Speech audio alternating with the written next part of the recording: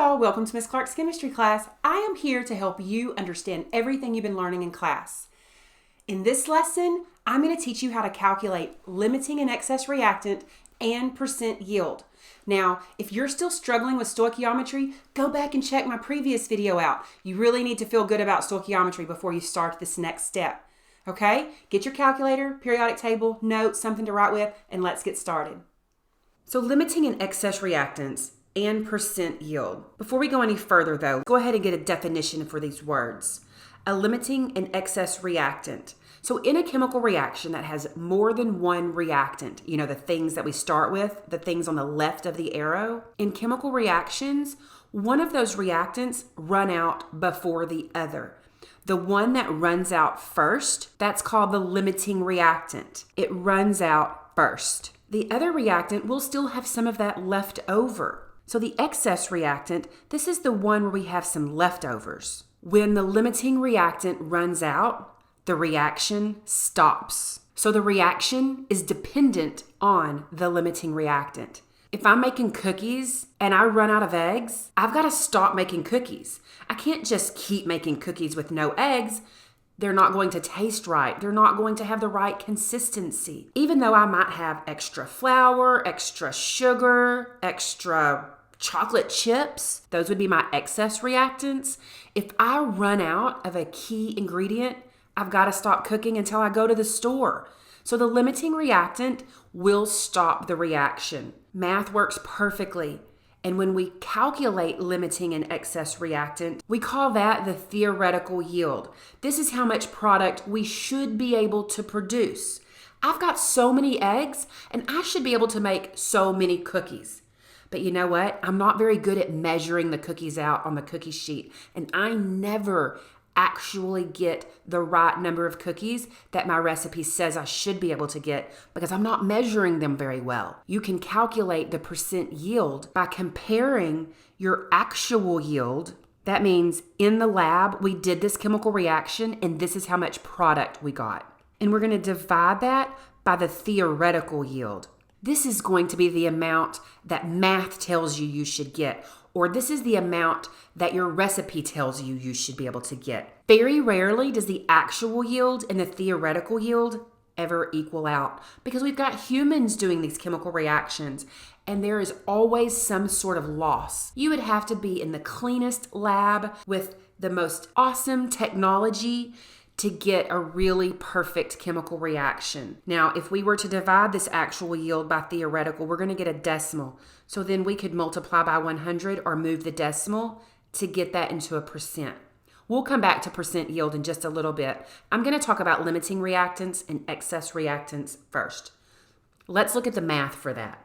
Consider the following reaction. We have 1 mole of iodine 5 oxide reacting with 5 moles of carbon monoxide. That will yield 5 moles of carbon dioxide and 1 mole of iodine gas. Now, if we look at this question, 80 grams of iodine 5 oxide is reacting with 28 grams of carbon monoxide. Determine the mass of iodine, which could be produced. We know that this is a limiting reactant problem because we have 2 givens. We've not seen that so far. 2 givens. Now we're asked how much iodine we can produce. And if you remember what I just told you about limiting reactants, they control the reaction. We don't know which one runs out first. We have to figure that out. So we have to set up 2 stoichiometry problems to be able to do that. Now, I'm going to be really honest with you. There are several ways to do this. Throughout the years, I've taught several different ways, and I've landed on the one that I think makes the most sense. We're trying to figure out how much iodine to produce, so that's what we're going to look for. And we're going to have to set up 2 problems, one with each of our given. So I'm going to start with 80 grams of I2O5, and I'm going to have a problem with 28 grams of carbon monoxide. Solve both of these problems for the mass of iodine. Let's do this problem first. So I'm given my grams. So I'm going to bring grams to the bottom. I'm going to keep my compound so I can keep all of my thoughts straight. Grams, that makes me think of molar mass. And remember, molar mass is the mass of 1 mole. Now we're looking for grams of iodine. We have only gotten moles of iodine 5 oxide. So we've got to keep going. So I'm going to bring what's on top to the bottom. Mole of I2O5. This is the first time I'm putting mole on bottom. The first time you put mole on bottom, you got to put mole on top and change compounds. We're getting closer because at least now we're talking about iodine, but we want mass of iodine. We need grams, so we got to keep going.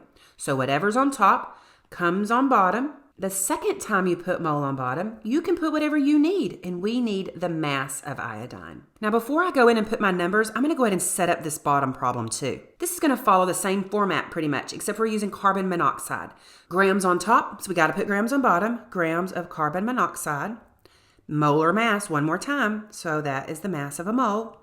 So I'm going to put my mole. Moles on top, moles got to go on bottom. And the first time in stoichiometry that you put mole on bottom, we're going to put mole on top and change compounds. We're trying to get to grams and we're only to moles, so I've got to bring that mole down. The second time you put mole on bottom, you can put whatever unit you need on top, and we need grams. Okay, so let's figure out the molar mass of I2O5. So we've got iodine, we've got 2 of them. And the mass of iodine is 904, my bad. And then we've got oxygen. We've got 5 of them. The mass of oxygen is 15.999. So let's put this in the calculator. It's going to be a pretty big molar mass. 253.808. And then I've got to still do my oxygens. So we've got a total of 333.803. Let's go ahead and do I2. Oh, but you know what? I2, 2 times I kind of already did that. Let's just reuse that number. 253.808. Now I've got my mole ratio. Remember, when mole is on bottom and mole is on top, that's our mole ratio. And we've got to use our balanced chemical equation, which this problem already gave us the balanced version. Makes it a little bit easier. 1 mole of I2 to 1 mole of I2O5. That mole ratio is not going to change our answer, but you still have to include it. Okay, so the molar mass of I2, we've already figured that out, so I'm just going to put that here, 253.808. That's the mass of 1 mole. I2, there was 1. Carbon monoxide, we've got 5. And now we need to add up the mass of 1 carbon, 1 oxygen. And that's 28.01. I just did that in my calculator without writing it down because I'm kind of running out of space. Okay, let's put this in the calculator. I've got 80. My next number's on bottom, so I've got to divide. 333.803. I'm going to ignore both of these ones. And I'm going to go straight to the molar mass of iodine, and that's on top, times 253.808. And I'm getting 60.8. 3 sig figs, even though I didn't include them right here, it is 3 sig figs. Okay, now let's work the second problem. I've got 28. Next number is on bottom, divided by 28.01. My next number is still on bottom, so I'm going to divide again. My next number's on top, so times 253.808. And I am getting 50.7. Now let's talk about how to interpret this and what this all means. The one that gives us the least amount of product, this is our limiting reactant. That means it ran out first. Carbon monoxide, that's our limiting reactant. Now, this question didn't specifically ask us for the limiting reactant, but the one that gives us the smaller amount, it means it ran out first. That's the limiting reactant. So even though iodine 5 oxide is going to give us more product, the thing is though, is if we're using 28 grams of carbon monoxide, this is the maximum amount of iodine we'll make, because as soon as the carbon monoxide runs out, the reaction is going to stop. So by solving both of our givens for the same product, we've basically killed 2 birds with 1 stone. Don't really go kill any birds. We figured out our limiting reactant. Our limiting reactant is carbon monoxide. And since our limiting reactant dictates how much product is produced, we also figured that out as well. So the answer to this specific question, how much iodine could be produced? 50.7 grams of iodine can be produced. I know that was kind of a lot of information. So I'm going to keep repeating some of this as we work another problem. When 15 grams of Sb2S3 react with excess iron, 9.84 grams of Sb is produced. What is the percent yield of this reaction? I wanted to throw in a percent yield problem. Let's look at this problem a little more closely because it has two numbers that it's giving to us, but this is not a limiting reactant problem because it tells us already that iron is in excess. So when you're solving percent yield, we need an actual yield and we need a theoretical yield. Well, it's telling us that we've got 9.84 grams of antimony being produced. This is our actual yield. If we want our theoretical yield, we've got to do the math, and we're going to do the math with this given, 15 grams of Sb2S3. So I'm going to write that down, 15 grams of Sb2S3. And we're going to need to solve for Sb because we're going to need to compare our actual yield with this yield that we're going to get at the end of this problem. Whatever's on top comes on bottom. That's the molar mass. That's the mass of 1 mole. We're looking for grams of antimony, grams of Sb. So moles are on top. Moles have got to come on bottom. This is the first time that mole is coming on bottom. So we've got to change compounds. Mole on top and change compounds. We're getting closer. At least now we're talking about Sb and we're not talking about Sb2S3. What's on top comes on bottom. 1 mole of Sb. This is the second time we're putting mole, so we can put grams on top because that's what we're looking for. Now Sb, that's just an element off the periodic table, so that molar mass is going to be easy to come by, and it's 121.760. Okay, if we're going to go backwards, here's our mole ratio. Sb, there's 2 moles of Sb for every 1 mole of Sb2S3. Now we need the molar mass of our last compound. So antimony, we have 2 of them. That mass was 121.760. And then we have sulfur. We have 3 of those. That mass is 32.066. So let's get that molar mass. Okay, so we've got the molar mass. Let's put that in the right spot. And we're ready to put this in the calculator. So we've got 15. Next number's on bottom, so we need to divide. Next number's on top, so we multiply. And the next number is also on top, so we're going to multiply. Remember, I'm ignoring the ones because they don't mess with our math. So when I put this in the calculator with my 3 sig figs, I'm getting 10.8 grams of antimony. Now remember, this is our theoretical yield. So percent yield, remember that formula was our actual yield over our theoretical times 100 to make that into a percent. So our actual yield, that's going to be given to us, or we would be in the lab and we would measure our product that we produced. That's 9.84 grams. Our theoretical yield, 10.8 grams. That'll get a decimal, so we're going to multiply by 100. 9.84 divided by 10.8 times 100, and we're getting a 91% yield. So our recipe, in essence, tells us we should get 10.8. But when we did this in the laboratory setting, we really only got 9.84. That's 91% of what we should have got. Now we're going to work a problem and put all of this together. Limiting, excess, percent yield. When hydrazine, N2H4, reacts with oxygen gas, it produces nitrogen gas and water. If 15.4 grams of hydrazine reacts with 12.1 grams of oxygen gas, it produces 12.8 grams of water. What is the limiting reactant? The excess reactant? How much water should be produced? And what is the percent yield of water? And how much excess is left over? Oh my gosh, that's a lot of questions all in one. Let's break it down and do it bit by bit. First, let's solve for our limiting and excess reactant. And let's solve for how much water should be produced. We can do all of that all at one time. Now, we've got 3 given numbers. We need the numbers for our reactants because we've got to figure out which one is our limiting and which one is our excess. So our reactants are the hydrazine and the oxygen. So this is a given reactant, hydrazine, and this is a given reactant, oxygen gas. We're going to save this 12.8 grams of water until we're trying to find the percent yield. That's how much it did produce. We're going to have to figure out the theoretical yield. So this number here, actual yield. We've got to work 2 problems. Remember, limiting and excess is 2 problems. We've got both of our givens, 15.4 grams of hydrazine, and we have 12.1 grams of oxygen gas. We want to be able to solve limiting reactant excess reactant and how much water is produced. We can accomplish that if we solve both of our given reactants to water. Let's solve them for grams of water. Okay, so let's set up our problem. Grams on top, grams comes on bottom of N2H4. That's the molar mass. That's the mass of 1 mole. Now, I can't urge you strongly enough to continue writing your compound. It gets a little cluttered, I know, but it also helps keep it straight. So what's on top comes on bottom. When I'm looking through problems and trying to help people figure out where they're going wrong, 9 times out of 10, they're not writing down the compounds, and that's what's getting them confused. So the first time we put mole on bottom, we're going to put mole on top and change to our new compound.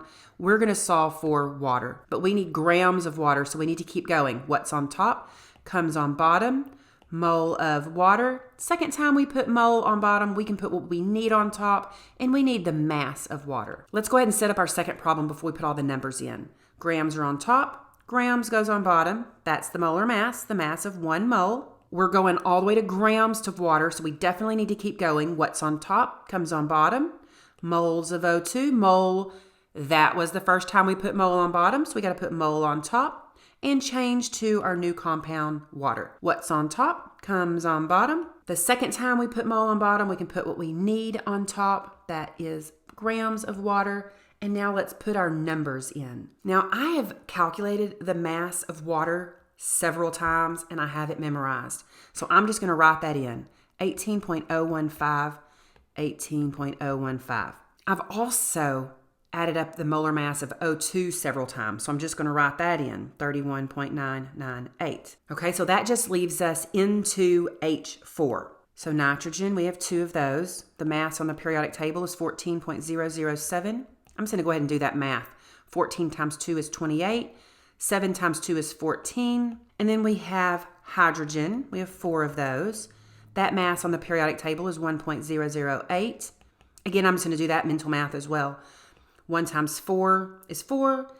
8 times 4 is 32. Okay, so let's add this up. So we've got 32.046. 32.046. Okay, we still have our mole ratios. We have not put any numbers here. Moles of water, we've got 2. Moles of hydrazine, 1. Moles of water, 2. Moles of oxygen, 1. Those ratios stayed the same. Okay, let's put this in the calculator. So I'm going to put 15.4 divided by 32.046 times 2 times 18.015. 3 sig figs, I'm getting 17.3. 17.3 grams of water. Okay, let's solve this other reactant. We have 12.1. Next number's on bottom, so divide 31.998. Next number's on top. Next number is also on top. And I am getting 13.6 grams of water. Okay, so remember what that means. The limiting reactant is the one that runs out first. And since this is the lesser amount produced, that means our limiting reactant is oxygen. So our limiting reactant is oxygen. Our excess reactant is hydrazine. And how much water we should produce? 13.6 grams of water should be produced. That answered the 3 highlighted questions. Now let's move on to what is the percent yield of water and how much of the excess reactant is left over. Now I don't want to forget my 13.6. Let's clear this out and have a fresh canvas. Okay, I had to write that down super quick before I forgot. That's what happens when you get old. You forget stuff. I've kind of shortened the question to only talk about the percent yield because that's the part we're on. We've already answered the first 3, and we'll get to the excess in just a second. So remember, this number that's left, this given right here that's left, that is our actual yield. This is our theoretical yield. Oh dang, are y'all noticing how close that is? Actual yield on top, 13.5 grams of water, divided by our theoretical yield, 13.6 grams. We're going to multiply this by 100 to get a percent. Okay, so let's not forget that formula. Percent yield, that's our actual over our theoretical, times 100 to make it a percent. Ooh, 99%. I'm saying this like I was in the lab and I'm the one that came up with the 99%. Definitely did not. Now remember, there was one more question left about the excess. So we're finally on our last question. How much excess is left over? So let's think about how we would go about calculating that. So our limiting reactant drives our reaction, and our limiting reactant was oxygen gas. That was our limiting reactant. And then remember we said that the hydrazine, that is the excess reactant. So if we want to figure out how much excess we had left over, we need to figure out how much we used. And since the limiting reactant drives the problem, that has to be our given, 12.1 grams of oxygen gas. And we're going to solve for hydrazine, grams of hydrazine. So we've got grams of oxygen on top. We're going to put grams of oxygen on bottom. That's the molar mass, the mass of 1 mole of oxygen. What's on top comes on bottom, moles of oxygen on bottom. This is the first time we put mole on bottom. We've got to put mole on top. We're going to change compounds, and this time we're solving for hydrazine. We need grams of hydrazine. Sometimes you're asked about moles, but we're asked about grams, so we've got to go all the way to grams. What's on top comes on bottom. 1 mole of hydrazine is equal to the molar mass. Okay, so the molar mass of hydrazine into H4. We are ready to start putting our numbers in. Oxygen gas, that's 31.998. Hydrazine, that was 34.046. Our mole ratio, we've got 1 mole of hydrazine to 1 mole of oxygen gas. I know, we're having to work a third stoichiometry problem. The thing is, though, we had already calculated this molar mass, and we have already calculated this molar mass, so the problem sets up much quicker than it did before. Let's put this in the calculator. We have 12.1. The next number's on bottom, so we've got to divide 31.998. I'm skipping these ones, and I'm going to go straight to our last number. It's on top, so times 34.046 equals. And I am getting 12.9 if we stay to 3 sig figs of hydrazine. Now, that's not what we asked. We didn't say how much hydrazine did we use. We said how much hydrazine is left over. I started with 15.4 grams of hydrazine. We used 12.9 grams of hydrazine, so we're going to need to subtract to figure out how much we have left over. And we have 2.5 grams of hydrazine left over. You know, I really do have a couple more examples, but I feel like this video has gone long enough. If you have some questions, please leave me a comment, because I feel like I'm leaving you just a tiniest a bit short of information, but at the same time, you're sick of hearing me talk by now. As always, make sure you're working these problems with me. Get your notes out. Write these things down. Go through the calculations with me. Don't just watch me do it. I know what I'm doing. You're the one that needs to learn how to do it. Practice with me. And remember, don't give up. So limiting an excess reactant is just using stoichiometry over and over and over again. And all that repetition, that's practice. That's how we're getting better. I know you can do this. Don't give up. Until next time, bye y'all.